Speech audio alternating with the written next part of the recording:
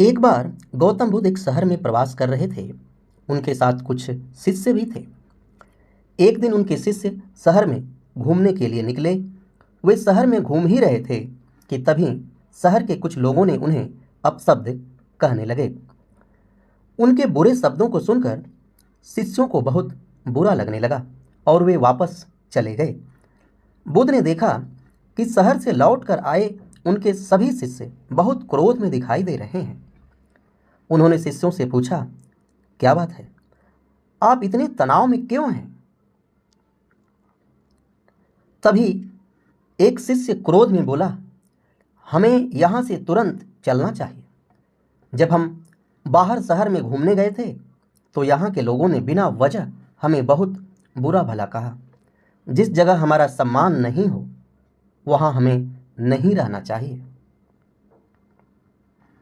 तो इस बात को सुनने के बाद बुद्ध ने कहा, क्या किसी और जगह तुम अच्छे व्यवहार की अपेक्षा रखते हो? दूसरे शिष्य ने कहा, इस शहर से तो अच्छे लोग होंगे ही।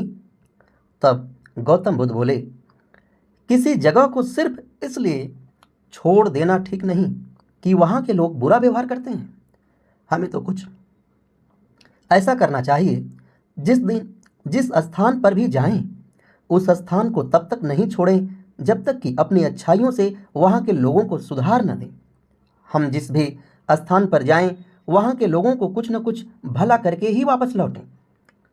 बुद्ध ने कहा, जिस प्रकार युद्ध में बढ़ता हुआ हाथी चारों तरफ के तीर सहते हुए भी आगे बढ़ता जाता है, ठीक उसी तरह उत्तम व्यक्ति भी दूसरों के अपशब्दों को सहते हुए अच्छे कार्य करता रहता है।